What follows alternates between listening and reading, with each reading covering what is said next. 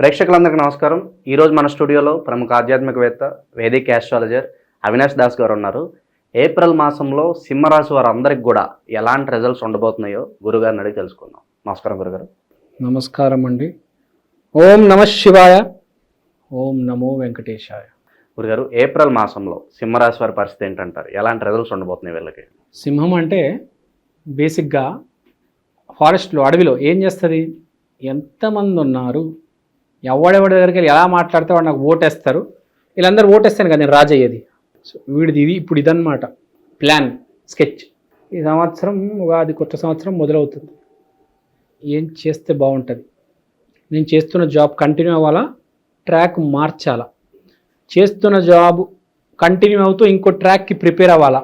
అసలు మొత్తానికి వదిలేసి ప్లేస్ మారిపోయి కొత్త ట్రాక్ వేసేద్దామా? ఇదే వాడి పని. సో ఆలోచనలు అయితే బాగానే ఉన్నాయి, మరి ఆ నిర్ణయాలు కూడా సరైన నిర్ణయాలు తీసుకుంటారంటారా? ఒక నిర్ణయం తీసుకోబోతున్నాడు. షష్టగ్రహ కూటమి హౌస్ ఆఫ్ ట్రాన్స్ఫర్మేషన్ 8th హౌస్లో జరుగుతుంది. So there is a change, ఒక మార్పు జరగబోతుంది. ఏదో ఒక కొత్తది మొదలెడతాడు, లేకపోతే ఏదో ఒక దాన్ని తొలగిచ్చేస్తాడు. మార్పు అయితే ఒకటి స్టార్ట్ అవుతుంది.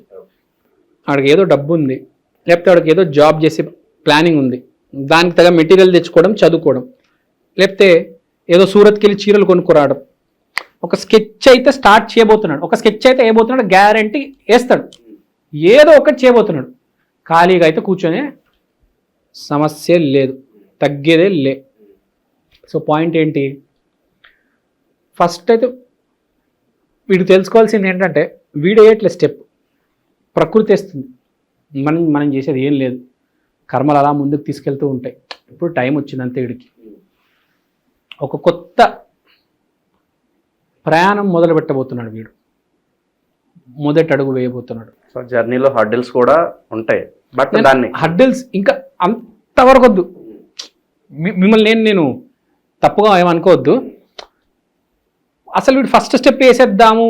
వీడికి తెలుసు హర్డిల్స్ ఉంటాయని, వీడికి తెలుసు హర్డిల్స్ ఉంటాయి. నేను ఒకరోజు డెస్టినేషన్కి రీచ్ అవుతాను, కానీ ఇప్పుడు టైము నేను స్టార్ట్ చేయాలి. డిసైడ్ అయితే అయిపోతాడండి. ఇవాళ స్టార్ట్ చేయకపోవచ్చు, విజన్, ప్లాన్ ఆఫ్ యాక్షన్ అయితే రెడీ అయిపోతుంది పేపర్లో. మొదటి అడుగు వేసేబోతున్నాడు. మీరు చెప్పినట్టు మీరు అడగండి ఒకసారి, మీ ప్రశ్న ఏంటి అసలు? మీరు ఏదో అన్నాడు హర్డిల్స్ ఏంటి? మొదలైతే పెడతారు, అందులో కొంచెం దాన్ని ఏమంటారు, సమస్యలు కావచ్చు, ఇవన్నీ వచ్చినా కూడా దానికి సిద్ధంగా ఉంటాడు. ఆ సిద్ధంగా ఉండటానికి అడుగు వేయబోతున్నాడు అంటారా అంటున్నాను. ఎస్. తర్వాత నాన్నగారు ఇంపార్టెంట్. నాన్నగారు ఎలా ఉన్నారు, నాన్నగారు బాగున్నారా, నాన్నగారు ఏం చేస్తున్నారు, నాన్నగారు తిన్నారా, నాన్నగారు మీకు గిఫ్ట్ పంపిస్తున్నాను, నాన్నగారు నాన్నగారు నాన్నగారు. ప్రేమ ఎక్కువ. ఈ నెల ఫోకస్ ఉంటుంది, ఏదో నాన్న మీద విపరీతమైన ఫోకస్ ఉంటుంది. తర్వాత ప్లాను, స్కెచ్ ఒకటి. తర్వాత మైండ్లో విపరీతమైన కోరికలు వస్తాయి. ప్రేమ, ఆ అమ్మాయిని ప్రపోజ్ చేయాలి, ఆ అమ్మాయిని పెళ్లి చేసుకోవాలి, ఇవాళ నుంచే మనం ఇన్స్టాగ్రామ్లో దానికి మెసేజ్ పెట్టాలి అంటే కొన్ని కోరికలు, ప్రేమకు సంబంధించిన కోరికలు వస్తాయి. మానసికంగా, శారీరకంగా ఏవేవో ప్లానింగ్లు, ఏవో కోరికలు ఏవేవో అనుకుంటాడు. మరి ఈ కోరికల వల్ల ఇబ్బందుల్లో పడే అవకాశం ఏమైనా కనిపిస్తుంది? ఏం ఇబ్బందులు లేవు, జస్ట్ చెప్తున్నా. అంత మంచి పిరియుడు, బాగా ఫామ్లో ఉన్నాడు గురుడు, అదే మనోడు. సో కొంచెం కంట్రోల్ చేసుకుంటే బెటర్. పెళ్ళి కాలేదు నీకు, ఇప్పుడే ఎందుకు కోరికలు కదా? కొంచెం కంట్రోల్లో ఉండు. కోరికలన్నీ, ఈ కామ కోరికలన్నీ తగ్గించు. ఈ ప్రేమ గోల ఇప్పుడు పక్కన పెట్టు. ఇక మనీ ఫ్లో ఎలా ఉండబోతుంది గురుగారు? ఆర్థిక పరిస్థితి, వీడు ఆర్థిక పరిస్థితిలో మార్పు లేదు, కానీ వీడు వేసే స్కెచ్ వల్ల చాలా ఇంపాక్ట్ క్రియేట్ అవుతుంది వీడు లైఫ్లో. తెలియకుండా కరెక్ట్ ఏ టైంలో వేయాలి ఆ టైంలో వేస్తున్నాడు వీడు. అంటే ఇప్పుడు ఆ ప్లాన్ ఆఫ్ యాక్షన్ అమలు చేయాలన్నా కూడా కొంత ఇన్వెస్ట్మెంట్ పెట్టాలో, ఏదో డబ్బు ఖర్చు అయితే ఉంటుంది. అది సార్ నేను చెప్పేది. వీడు స్కెచ్ వేస్తాడు, డబ్బు పెడతాడు, ఓకే. నేను చెప్పేది ఏంటంటే, ఆ డబ్బు పెట్టడం కూడా వాడికి ఇమ్మీడియట్గా రాదు కదా రిజల్ట్. నేను చెప్పే పాయింట్, వీడు ఫస్ట్ దానికి రెడీ అయిపోయాడు, డబ్బు పెట్టేస్తాడు, రిజల్ట్ తర్వాత అవన్నీ. పాయింట్ ఏంటంటే, వీడు కొంచెం కూల్గా ఉండాలి. ఫస్ట్ కొంచెం జర్క్ అయ్యే కనిపిస్తుంది, కొంచెం జర్క్ అవుతాడు. చాలా కాన్ఫిడెంట్గా ఉన్నాడు, అన్నీ బాగానే చేస్తాడు, కొంచెం జర్క్ అవుతాడు. ఆ జర్క్ అవ్వద్దు అంట నేను. ఎందుకంటే ఇప్పుడు గుర్తుపెట్టుకోవాల్సింది ఏంటి, మే 15th గురుడు మారుతున్నాడు. ఇది షష్టగ్రహ కూటమి. ఈ మధ్యలో వీడి ప్లానింగు, ఇన్వెస్ట్మెంటు, స్కెచ్ ఇదంతా ఇంత ఉంది కాబట్టి కొంచెం రిలాక్స్ కూల్గా చెయ్యి. ఒక 5-6 ఒపీనియన్లు తీసుకో. నీ ఒపీనియన్ ఉంది, ఎప్పటి నుంచో ప్లాన్ వేసుకున్నావు, అన్నీ ఓకే. ఇంకా ఒక 2 ఒపీనియన్లు తీసుకో. ఎవరి దగ్గర అయితే నువ్వు అసలు నేను ఒపీనియన్ తీసుకొని వాడేంట్రా అని అనుకుంటాను చూడండి, వాడి దగ్గర ఒపీనియన్ తీసుకోవాలి. ఇప్పుడు ఒకడు ఉన్నాడు, షాప్ పెడుతున్నాడు, వాడు ఏం చేస్తాడు, అందరు షాప్ వాళ్ళు ఫ్రెండ్స్ ఉంటారు కదా. ఇప్పుడు నువ్వు పానీపూరి బండి పెట్టాలి, పానీపూరి బండ్లు పెట్టే వాళ్ళందరూ నీకు ఫ్రెండ్స్ ఉంటారు. కానీ వాడు ఒక్కడ ఒపీనియన్ కాదు, వేరే వేరే వాళ్ళు ఉంటారు కదా రకరకాలు, వాడు ఒపీనియన్ కూడా తీసుకోవాలి ఒకసారి. మీరు చేసేది బండి పెడతారు, నడుపుతారు, సెంటర్ ఉంది, మెటీరియల్ ఉంది, అంతే రెడీ. కానీ ఒకసారి వేరే ఒపీనియన్స్ కూడా ఒకసారి తీసుకోవాలి. You have to take an alternate opinion always in life. ఇక నిరుద్యోగుల పరిస్థితి ఏంటంటారు గురుగారు? నిరుద్యోగులకి ఉద్యోగం రాబోతుంది. 8వ ఇంట్లో షష్టగ్రహ కూటమి అంటే గ్యారంటీ చేంజ్ ఈజ్ కమింగ్. నిరుద్యోగులకు ఉద్యోగం వస్తుంది, వ్యాపారంలో అన్ఎక్స్పెక్టెడ్ ప్రాఫిట్ వస్తుంది. పెళ్ళిళ్ళ పరిస్థితి, పెళ్ళిళ్ళు కుదురుతాయి, అన్ఎక్స్పెక్టెడ్గా కుదురుతాయి, అన్ఎక్స్పెక్టెడ్ పీపుల్తో కుదురుతాయి. పెళ్ళి కంటే boy friend girl friend unexpected person అన్ఎక్స్పెక్టెడ్గా ప్రపోజ్ చేస్తారు, సడన్గా అమ్మాయి చెప్పేస్తారు.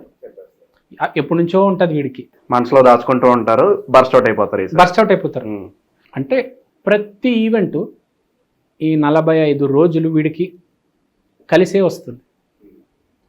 ఏదో అమ్మాయి కనెక్ట్ అయిపోతుంది, వ్యాపారం పెట్టేస్తాడు. ఆ మంత్ ఆఫ్ ట్రాన్స్ఫర్మేషన్.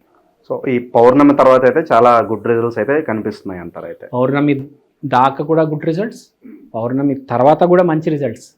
సో ఇన్ని రిజల్ట్స్ వస్తున్నప్పుడు అందరికీ అన్ని రిజల్ట్స్ రావు కాదు. ఒకటి వ్యాపారం పెడతాడు, ఒకటికి గర్ల్ ఫ్రెండ్ క్లిక్ అవుతుంది, ఒకటికి ఆరోగ్యం ఇంప్రూవ్ అవుతుంది. కానీ ఒకటికి అన్నీ కలిసి వస్తాయి. కొందరికి కొన్ని జాతకాలు ఉంటాయి, అనావృష్టి అతివృష్టి అని, వాడికి అన్నీ కలిసి వస్తాయి. సో పాయింట్ ఏంటంటే నువ్వు జర్క్ అవ్వకు, cool cool cool cool cool cool all is well. బాగా చెప్పారు, ఆల్ ఈజ్ వెల్. కానీ కొందరు ఆత్రం ఎక్కువ ఉంటుంది, ఆత్రం పడుతూ ఉంటారు, ఇన్ని చూస్తారు కదా పిచ్చడైపోతారు. అలాంటి వాళ్ళు నామస్మరణ చేయాలి. సింహరాశి అంటే నరసింహ నరసింహ నరసింహ నరసింహ.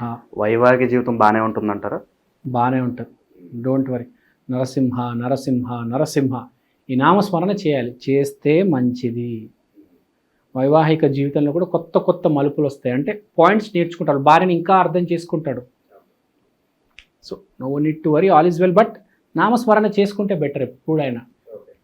సో ఫైనల్గా వీళ్ళకి ఇచ్చే సజెషన్ ఏంటంటే, మీరు అన్నట్లుగా ప్లానింగ్ అయితే చేసుకుంటారు, పర్ఫెక్ట్ ప్లాన్తో రెడీగా ఉంటే బెటర్ అంటారు. మీరు చెప్పిన పాయింట్ కరెక్ట్. దీంతో పాటు ఒకటి యాడ్ చేస్తా, నామస్మరణ చేయాలి. మీకు అన్నీ ఒకటి గుర్తుపెట్టుకోండి, మీకు అన్నీ కరెక్ట్ ఉన్నా కూడా దేవుడు ఆశీర్వాదం లేకపోతే ఏది కలిసి ఇప్పుడు అదంతా బాగుంది, మీ జన్మ జాతకం బాగాలేదు, ఏం చేస్తారు? అన్నీ పడిపోతాయి, కొలాప్స్ అయిపోతాయి కదా. అలాంటప్పుడు నామస్మరణ. మీకు విషయం తెలుసా, అన్నీ బాగున్నాడు నామస్మరణ చేస్తాడు, ఏమీ బాగలేనాడు జాతకంలో దరిద్రం ఉన్నాడు నామస్మరణ చేయడు. కొంతమంది కామెంట్స్ చేస్తుంటారు, గురువుగారు మీరు చెప్తున్నారు కానీ మాకు ఇవేమి మ్యాచ్ అవ్వట్లేదు అంటే వాళ్ళ జాతకంలో దశ బాగాలేదు అన్నట్లు. జన్మ జాతకం బాగాలేదు. బేసిక్గా జన్మ జాతకం బాగాలేకపోతే ఏ గోచారము, ఏ ఉగాది రాశి ఫలము, ఏ వార్షిక రాశి ఫలం పనికిరాదు. మీకు జన్మ జాతకం బేసిక్గా బాగుండాలి. జన్మ జాతకం బాగాలేకపోయినా దాన్ని బాగు చేయాలంటే పాజిటివ్గా మాట్లాడాలి, పాజిటివ్గా ఉండాలి. మనం పాజిటివ్గా ఉండాలి. మనం పాజిటివ్గా ఉంటే గురు బలం ఇంప్రూవ్ అవుతుంది. గురు బలం ఇంప్రూవ్ అయితే జీవితమే మారిపోతుంది. అది. సో ఓవరాల్గా ఈ ఏప్రిల్ మాసంలో సింహరాశి వాళ్ళందరికీ కూడా ఎలాంటి రిజల్ట్స్ ఉండబోతున్నాయో మీ మాటలో చాలా చక్కగా వివరించారు గురుగారు. ధన్యవాదాలు.